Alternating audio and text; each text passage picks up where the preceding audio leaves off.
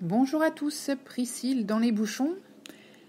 Alors voilà, ça y est, je suis installée à Montréal. Je suis arrivée hier avec 3 heures de retard, merci Air France, ce qui m'a bien amputé mon après-midi puisque je devais arriver en première partie d'après-midi et que finalement je suis arrivée dans mon Airbnb à 20h.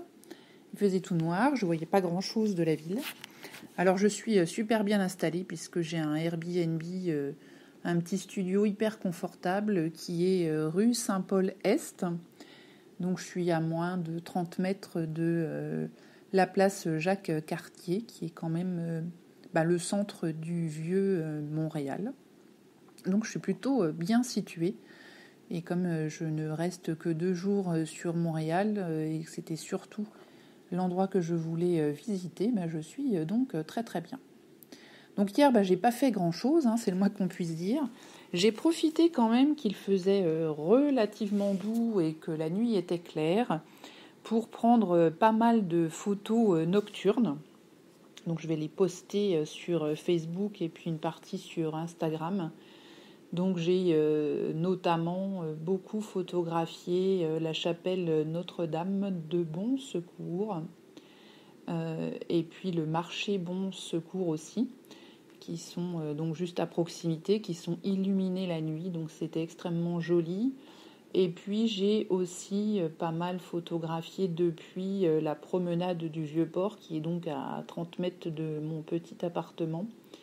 Donc là, on est direct sur le Saint-Laurent, et puis il y a un parc d'attractions, donc avec une grande roue illuminée, donc c'était assez joli.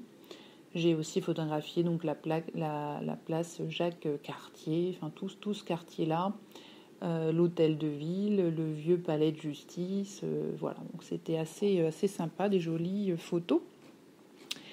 Et puis j'ai vu un son et lumière aussi qui était sur le Champ de Mars. Donc un son et lumière qui est donc projeté sur un grand bâtiment et qui retrace un peu la ville de Montréal. Alors la ville de Montréal, en fait, c'est une île, alors une grande île, c'est clair, et qui est très près de la berge, puisqu'on ne se rend pas vraiment compte qu'on est sur une île, donc sur le Saint-Laurent. C'est donc un peu d'histoire, je vous fais un peu d'histoire là aujourd'hui. Donc on pense que les premières personnes qui ont vécu là, les Amérindiens, c'était il y a environ 4000 ans, donc il y a donc très très très longtemps. Donc avant de s'appeler Montréal, la ville s'appelait Hochelaga. Et donc elle était peuplée par des Amérindiens et des Iroquois. Donc c'est Jacques Cartier qui était originaire de Saint-Malo, qui a découvert au nom de la France, le Canada.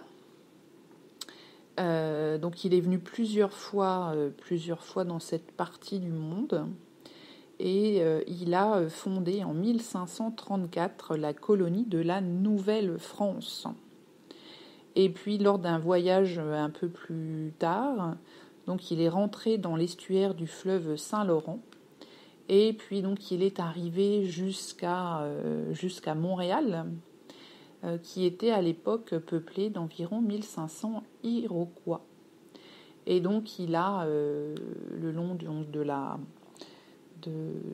la berge, il a vu cette montagne, ce mont, et donc il l'a appelé Montréal en l'honneur de son roi. Voilà, et puis donc ensuite il y a eu d'autres Européens, d'autres Français, il y a eu Samuel de Champlain, qui est venu un petit peu plus tard pour fonder aussi une colonie, Jeanne Mance, Paul de Chaumédé, sieur de Maisonneuve, voilà, tout un tas d'autres Français de l'époque qui sont donc venus s'installer et qui petit à petit donc ont construit et ont fait s'agrandir la ville de Montréal. Voilà pour un petit peu d'histoire. Alors j'ai trouvé dans mes guides l'origine du nom Canada. Donc en fait, on a un chef iroquois qui a confié ses fils à Jacques Cartier pour les ramener en France, et ces Indiens prononçaient souvent le mot iroquois Kanat, qui signifie amas de cabane. Et donc Jacques Cartier, croyant que c'était le nom de leur pays, appela donc Canada cette terre où il avait planté le drapeau du royaume de France. Voilà un petit peu d'histoire. Donc hier, comme je vous l'ai dit, pas mal de balades dans le centre-ville, enfin le vieux village en tout cas, pour prendre quelques photos. J'ai pris un petit peu aussi des photos du quartier d'affaires, toujours de nuit, donc des photos assez sympathiques. Et puis je me suis couchée aux alentours de minuit, heure locale, donc on a 6 heures de décalage horaire. Je me suis réveillée comme une fleur, il était 4h30. Donc c'était pas exactement le moment de se lever, c'était encore un peu noir, hein. Et donc je me suis dit que peut-être je pourrais me lever quand même relativement tôt pour aller prendre des photos avec le lever de soleil.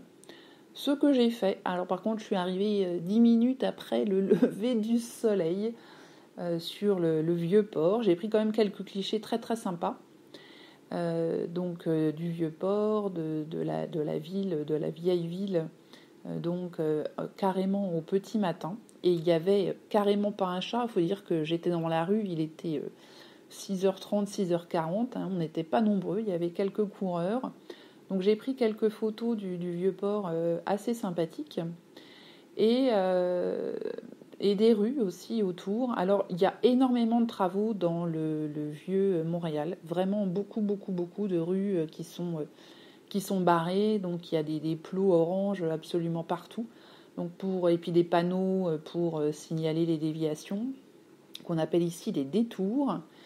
Et donc sur certaines photos, ça rend pas forcément terrible. Il va falloir que je fasse un petit peu d'édition de tout ça, parce qu'on voit des panneaux. Puis alors c'est un orange qui flash, hein. C'est pas le même orange que chez nous en France. Là celui-là, il est pas loin du rouge, on le voit bien. On ne peut pas le rater. J'étais quand même assez surprise de voir que c'était très désert, mais vraiment très très désert. Et puis il y a un boulevard là qui passe juste en bas de mon appartement, qui s'appelle, je crois, le boulevard de la Commune ou quelque chose comme ça. Et donc là, pareil, il y avait des voitures de police, il y avait énormément de voitures de police. Il y avait des motards, des hélicoptères, et je me suis dit, mais qu'est-ce que c'est que tout ce bins? Et puis il n'y avait pas de voiture, hein. Là, j'ai dire que j'ai pris des photos, il n'y a pas un chat et il n'y a pas de voiture. Et tout à coup, j'ai vu un attroupement et des gens venir s'installer avec des tables, des gilets, des gobelets, de l'eau, etc. Et donc là, je me suis rendu compte qu'en fait, ce matin, c'était le marathon de Montréal qui passait donc juste sur le Vieux-Port. C'est tout un zigzag.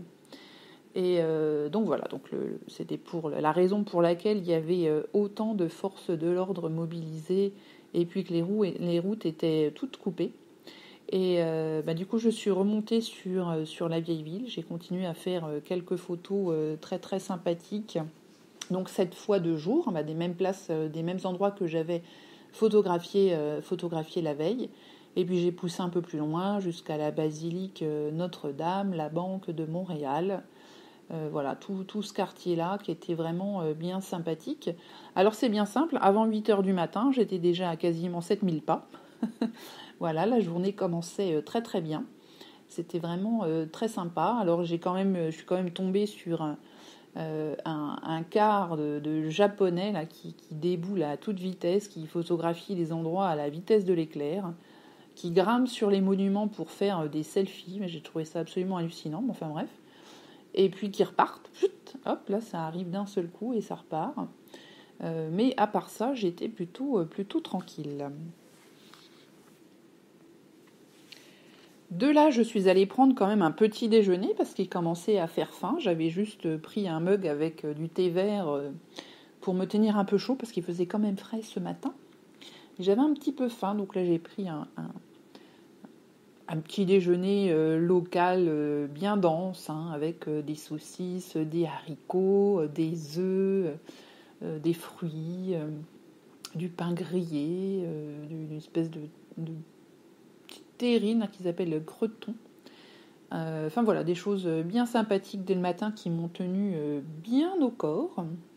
Je suis rentrée chez moi un petit moment pour prendre une douche parce que j'avais pas pris ma douche à 6h du matin. Donc là, je me suis douchée, repréparé bien. Et puis là, je suis repartie me balader toujours à pied. Donc j'ai beaucoup marché dans ce quartier, de ce vieux quartier.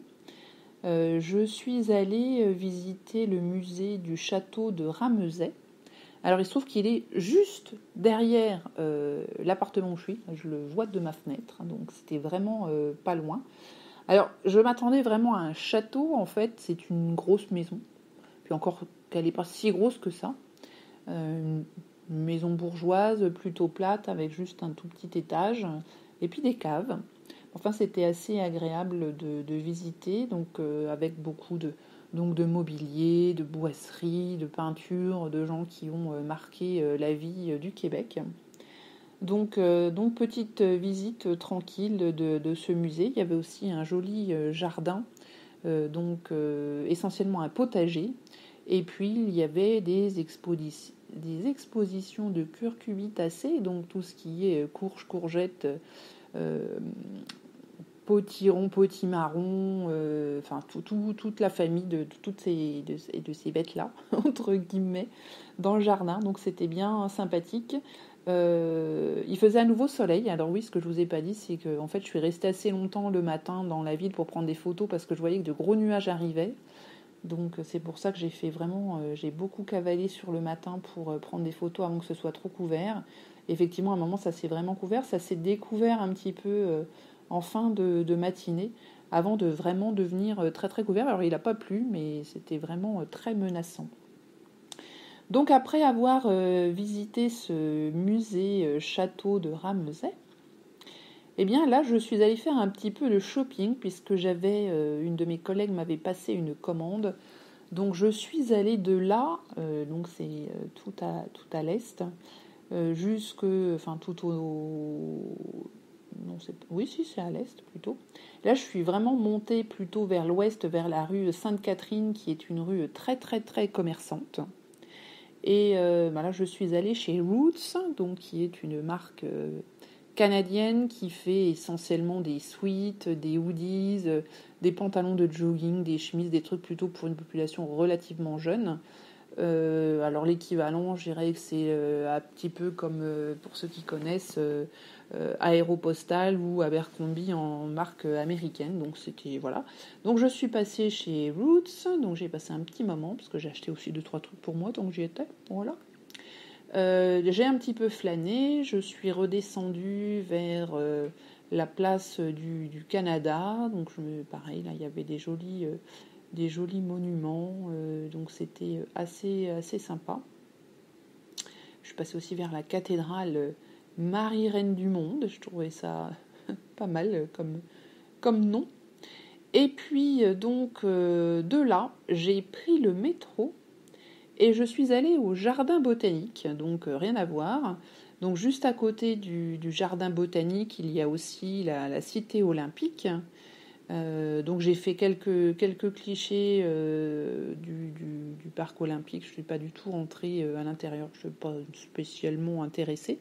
Donc je suis allée au jardin botanique. Là j'ai vraiment cru qu'il allait pleuvoir parce qu'il faisait très très sombre. Les photos que j'ai prises après, le ciel est vraiment très très gris. Mais c'était vraiment très joli. Ça vaut pas les jardins botaniques que j'ai pu voir en Angleterre notamment, ou si vous allez en France, à Chaumont-sur-Loire ou des choses comme ça. Bon, après c'était septembre, donc peut-être que déjà une partie de la végétation est partie.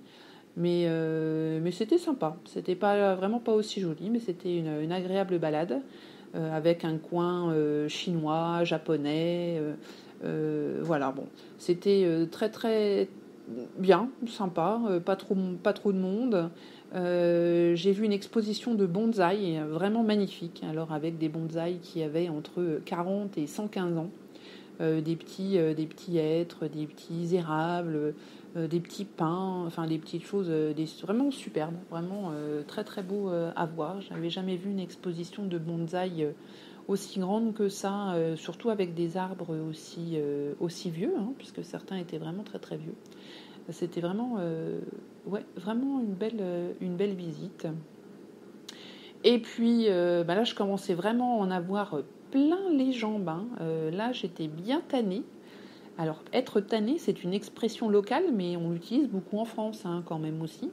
Enfin, j'ai découvert dans mon petit guide que ça faisait partie du parler québécois. Et donc, j'ai repris le métro. Je suis revenue à mon petit appartement. Donc là, on arrivait presque à 17h.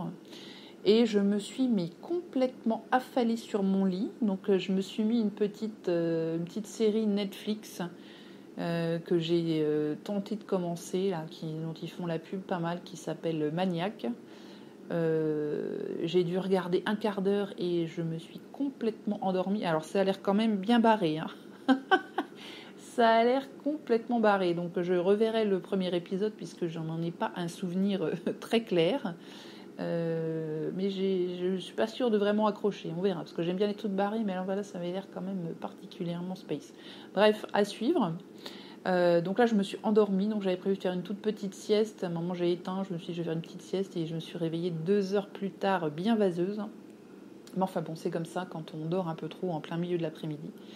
Et puis ensuite, j'ai un petit peu boutiqué là dans mon petit appart.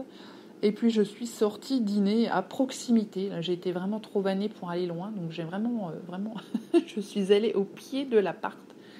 Dans un restaurant qui s'appelle La Fabrique à Spaghetti, ou un nom comme ça. Bon, c'était sympathique, j'ai mangé de bonnes spaghettis, du reste, c'était bien cuite et tout.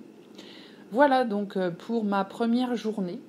Alors pour demain, je vais aller checker la météo parce que je voulais aller, je souhaite aller en tout cas de très bonne heure au Mont-Royal, là, tout en haut à l'observatoire, pour prendre des photos du lever de soleil sur la ville. Néanmoins, j'ai eu l'impression là que c'était très très couvert ce soir, donc pas du tout certaine que demain il fasse beau. Donc je vais vérifier vraiment la météo pour voir si ça vaut le coup que je me lève très tôt, parce que pour le coup, pour être à 6h30 tout en haut du Mont-Royal, il faut que je parte particulièrement tôt, parce que j'ai regardé là par les transports, il y a quand même bien 30-40 minutes, donc c'est quand même assez loin. Donc on va voir si j'ai le courage de me lever, s'il fait suffisamment beau. Sinon, de toute façon, j'irai un petit peu plus tard dans la matinée sur le Mont-Royal. Et écoutez, je vous raconterai tout ça dans le prochain épisode. Voilà les amis, écoutez, à bientôt, bye bye.